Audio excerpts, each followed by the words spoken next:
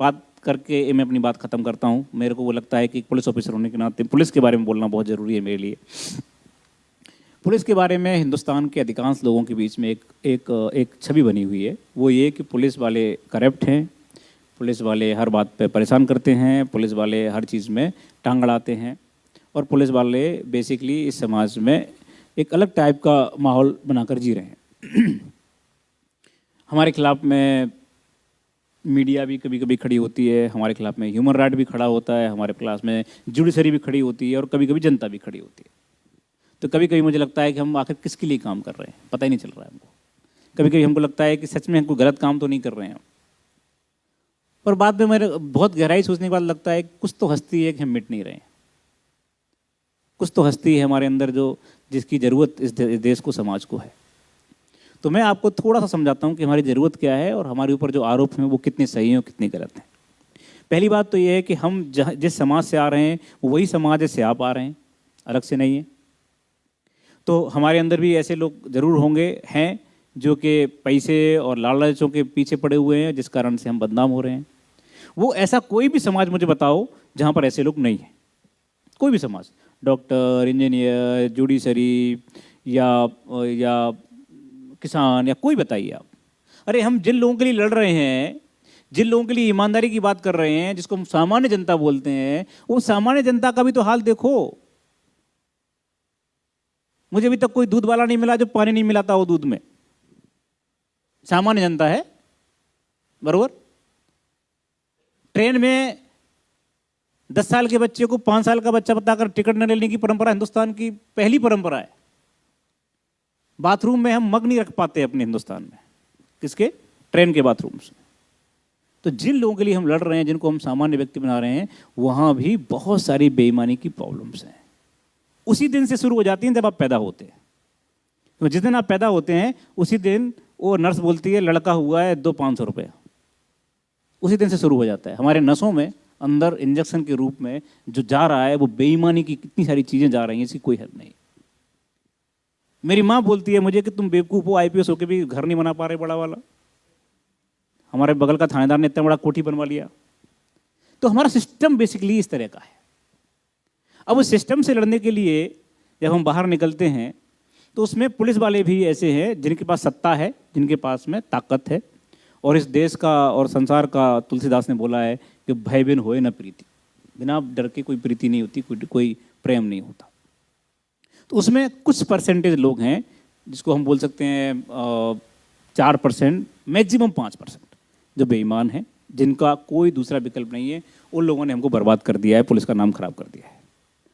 11 साल पहले जब मैंने पुलिस ज्वाइन की थी तो मेरे खानदान में कोई पुलिस में नहीं था। तब मैं भी ऐसा ही सोचता था कि पुलिस हरामखोर है। लेकिन 11 साल काम करने के बाद आज मुझे ऐसा लगता है कि अगर दुनिया में काम करने के लिए, समाज के लिए कुछ काम करने के लिए कोई संस्था है, कोई जगह है, तो सिर्फ पुलिस है। हमारे पास रोता हुआ आदमी आता है, हमारे पास वो आदमी आता है जिसके साथ अन्याय हुआ है, लेकिन साथ में वो भी आता है जो शोषक करने वाला है। शोषक और शोषण दोनों आते। अब प्रॉब्लम समझिए हमारी, दोनों लोग आ गए, हमको ये तय करने में टाइम लगता है कौन सही है कौन गलत है। क्योंकि आपको 20-20 साल लग गए तय करने में कौन गलत है कौन सही है। आपका दोस्त अचानक से आपके खिलाफ में कुछ कर गया और आप बोलते हैं अरे साला आस्तीन का सांप निकला, बरोबर है। आप 20 साल तक तय नहीं कर पाए कि सही है गलत है। हमको बोलते हो 5 मिनट में तय करो। कैसे करोगे? हम फाइलों से नहीं खेल रहे, हम आदमी से खेल रहे हैं। वही आदमी जो एक बार अच्छा व्यवहार करता है, दूसरा अच्छा व्यवहार, तीसरा बार करता है, वही आदमी जो अचानक से उग्र हो जाता है, वही आदमी जिसका पता ही नहीं कैसा बिहेव करेगा। कभी कभी कोई पत्रकार अपना बड़ी अच्छी बात करता है, लगता है कितना सज्जन आदमी है, अचानक से वो एकदम किसी स्पॉट पे मिलता है, बोलता है साहब आंसर दिया तुम्हें, कह देते नहीं आंसर, बेगड़ा एकदम अलग हो जाता है वो। तो वो हम आदमियों से खेल रहे हैं और आदमियों से खेलना इतना आसान नहीं है। आदमियों की इमोशंस अलग अलग है, इसलिए हम ये तय नहीं कर सकते। 5 मिनट के अंदर हमको बोला जाता है बच्ची का रेप हो गया है, 1-2 घंटे के अंदर अगर आरोपी नहीं पकड़ा गया तो हम थाना जला देंगे। अरे बाबा कैसे जला दोगे तुम थाना? क्या कोई हमारे पास मशीन है क्या? 2 ही आंखें हमारे पास, 2 ही हाथ हैं हमारे पास, हमको तो टाइम दीजिए आप। बोले एक्सीडेंट हो गया, हम गाड़ी जला देते हैं। समाज में जो पुलिस के ऊपर प्रेशर है, वो प्रेशर मैंने जिंदगी में कभी भी किसी भी जगह किसी पर नहीं देखा। इतना प्रेशर है काम करने का और रिजल्ट देने का। काम करना अलग बात है, रिजल्ट देना अलग है। एक आदमी 10 से 5 बजे तक ऑफिस में बैठता है और वो 10 से 5 बैठ करके फाइलें स्क्रूटनी करते हुए साइन करता है, वो गलती कैसे करेगा अगर वो ईमानदार है तो। लेकिन हम तो गलती करने के लिए ही पैदा हुए, हमारी गलती रोज होती है हमसे। हमने एक को बोला चलिए भाई आप यहाँ पे खड़ा मत कीजिए गाड़ी, आप आगे खड़ा कीजिए। बोलेगा तुम्हें कौन?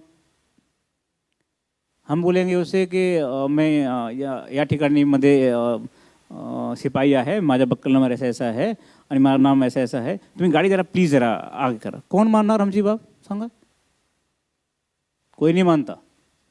वो क्या बोलेगा, अरे रुकना यार थोड़ी देर में हटा रहा हूँ गाड़ी। इसलिए क्या बोलना पड़ता है, गाड़ी हटा। तो ये आवाज का अंतर है। अब बोलेंगे आप बोलेंगे साहब पुलिस को बोलने का तमीज नहीं है। पुलिस बोलती है, ऐसे बोलती है पुलिस, देखिए हम पढ़े लिखे हैं। अरे बाबा क्या करें हम, हमारा पाला ही रोज ऐसे लोगों से पड़ रहा है।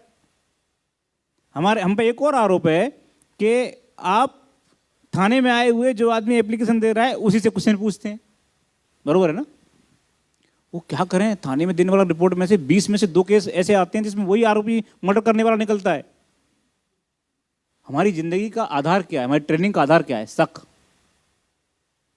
अगर शक नहीं होगा, अगर शक से बात नहीं करेंगे हम, तो हम कुछ नहीं पकड़ पाएंगे। कैसे, कभी तुमने सोचा है कि वो फलाना वो बोलता है कि फलाने प्लेटफॉर्म पर 4 केजी RDX सापड़ला।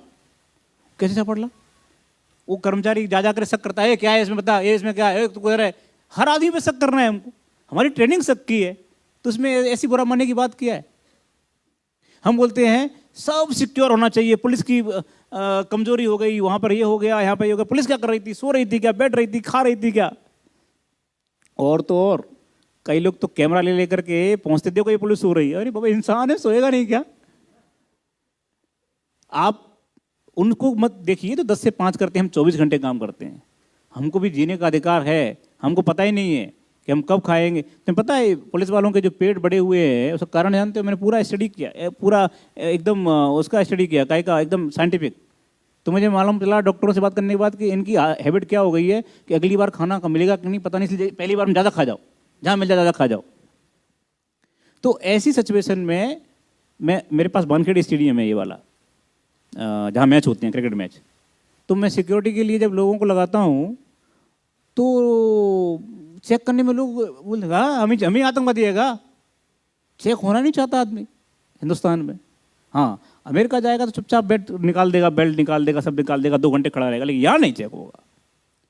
गाड़ी हर एक वीवीआईपी की और वीआईपी की भी एकदम एंड तक जाना चाहिए। और एक आध बार ऑफिसर या कोई बड़ा आदमी मान भी जाएगा, लेकिन उनकी बीवियां नहीं मानती। गाड़ी एकदम एंड तक जाना चाहिए। वो कौन, आप सिक्योरिटी की बात कर रहे हैं तो हमको करने दीजिए ना काम अपना। जिसको रोकेंगे वो बोलेगा मला माहित, तुम्हारा माहित नहीं कौन है हमें। जिसको बोलेंगे बोलता है तुमचा अच्छा नंबर सांग, तुमचा बिल्ला सांग, तुम्हारा सस्पेंड कर दो। अरे क्या समाज है? समाज में अगर आप सम्मान देंगे पुलिस को तो सम्मान पुलिस भी देगी आपको। जब आप ही सम्मान नहीं दे रहे, हर एक आदमी बोलता है मैं एडवोकेट हूं, हर आदमी बोलता है मैं ये हूं, मैं वो हूं, तो इस चक्कर में क्या हो रहा है, समाज में पुलिस की जो लैंग्वेज है वो रफ हो रही है, खराब हो रही है। दूसरी बात जो करप्शन की बात है, मैं आपको यकीन के साथ कहता हूं, आंकड़ों के साथ कहता हूं, पुलिस से ज्यादा करप्शन दूसरे डिपार्टमेंट्स में है। लेकिन हमारा क्यों बाहर है, क्यों आपके सामने पहुंच रहा है? क्योंकि हम वर्दी पहने हुए हैं, हमारे पास नाम लिखा हुआ है। ये मैं अगर यहाँ से वहाँ तक जाते समय किसी से 500 रुपये लूँगा तो 50 लोग देख कर बोलेंगे ये साहब गए थे, ये मनोज कुमार शर्मा थे। लेकिन कोई सिविलियन जाएगा तो पता ही नहीं चलेगा कौन गया, कहाँ से गया, कैसे गया। दूसरी बात, दूसरे डिपार्टमेंट्स को सरकार पैसा देती है, जाओ फलाने फलाने गाँव में 20 कुआं खोदो फ्री में, बरोबर। तो वो 10 कुआं खोदेगा, 10 का पैसा खा जाएगा, तो 10 का जिसका खुद गया है वो अच्छा बोलने वाला है ना। 10 को तो पता ही नहीं है कि मेरे लिए भी आया था। हमारे साथ दिक्कत क्या है कि हम जो पैसे डिमांड कर रहे हैं वो चलते हुए रोड वाले कर रहे हैं, तेरा चालान करते हैं, तेरा ये करते हैं, इसलिए हम लोग बदनाम ज़्यादा है, देखते ज़्यादा है। लेकिन हकीकत ऐसी नहीं है। हकीकत ऐसी है कि महाराष्ट्र में कम से कम 80 से 85% पुलिस वाले दिन रात काम करते हैं, हर समय काम करते हैं, मेहनत से काम करते हैं, और इसीलिए आप देखिए बड़ी बड़ी समस्याओं को सुलझाते हैं। हमारी समस्या ये है, मैं आज आपके सामने रखता हूँ इस बात को, कि हमारी समस्या ये है कि जब तक मुद्दा बड़ा है तब तक तो मीडिया पूरा ध्यान देती है, जब मुद्दा छोटा हो गया तो मीडिया उसको ये नहीं दिखाती कि ये सॉल्व भी हो गया है। मैं बताता हूँ आपको, छोटा उदाहरण देता हूँ। अहमदनगर में एक बहुत बड़ा कांड हुआ, दलित कम्युनिटी के साथ में आंदोलन, कुछ बच्चों को मार दिया गया था 1-2 साल पहले, 1-1.5 साल पहले। क्या जगह का नाम था, मैं भूल गया, हाँ कुछ तो भी था। अब उसमें बहुत रोज बहस चलती थी, रोज बहस, पुलिस पर पुलिस पर पुलिस पर, ऐसा लगता था कि अब क्या कर रहे हैं, आंदोलन ये सब। 2 महीने बाद ये तय हुआ कि घर वालों ने ही मारा है। बरोबर है ना? अभी कुछ दिन पुरानी बहुत महाराष्ट्र में बहुत चला था रोज आंदोलन। उसके बाद मीडिया चुप हो गई, बोली नहीं, एक सेंटेंस नहीं बोली। क्या करें हम? अरे बाबा कुछ तो बोलो, 2 महीने तक हमारी जान खाई है, एक दिन तो बोलो कम से कम।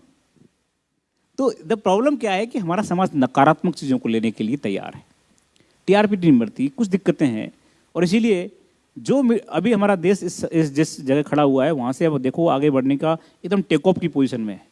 अब देखिए मीडिया सकारात्मक चीज़ों की तरफ जा रही है, अब जाना शुरू कर दिया लोगों ने। अब मेरे पास लोग आते हैं, सर कुछ पॉजिटिव स्टोरी दीजिए। इसका मतलब ये है कि हम धीरे धीरे बढ़ रहे हैं। जो संक्रमण काल था देश के निर्माण का, उस संक्रमण काल से थोड़े हम अब पॉजिटिव दिशा में जा रहे हैं, और मुझे ऐसा लगता है जो पॉजिटिव दिशा है उसमें पुलिस की जो भूमिका है वो भी डिफाइन हो रही है। हम भी न्यायालय के, मानवाधिकार के, इन सारे चीज़ों के बीच में अपने आप को ठीक करने की कोशिश कर रहे हैं। जो हमसे गलतियां हुई हैं, जो हमने अपने अधिकारों का दुरुपयोग किया है, उनको ठीक करने की कोशिश कर रहे हैं। और मुझे ऐसा लगता है कि आगे आने वाले समय में महाराष्ट्र पुलिस इस देश की सबसे बेहतरीन पुलिस के रूप में सामने उभर कर आने वाली है। मेरी तरफ से इतना ही। बहुत बहुत धन्यवाद मुझे बोलने का मौका देने के लिए, बहुत बहुत धन्यवाद। और मैं आपके सुखद और उज्जवल भविष्य की बहुत बेहतरीन कामना करता हूं। मुझे पूरा विश्वास है कि आप आने वाले समय में सरकार ने जो, और जो श्याम टीवी ने जो एक बड़ा मुहिम लिया है, इस मुहिम को आप आगे ले जाएंगे, और आप में से कई लोग इस वास्तविक मंत्रिमंडल के रूप में देखने को मिलेंगे आगे आने वाले समय में। और मुझे ये भी यकीन है कि आप में से कई लोगों को मैं वहाँ पर रिसीव करके सैल्यूट करूँगा। Thank you very much. मला असं वाटतं की तुमच्या सगळ्या प्रश्नाची उत्तरं मिळालेली आहेत. आपण दुसऱ्या सेशनमध्ये स्वतंत्रपणे त्यांना ऐकूया. काही प्रश्न उत्तरं असतील तर आपण त्यांना मेलवरही ते विचारूया. कविता आहेत, कोणाचे काही प्रश्न आहेत, आपण दुसऱ्या सत्रामध्ये त्यांना या ठिकाणी ऐकूया. मी सरांचे खूप खूप मनापासून आभार मानतो. Thank you so much.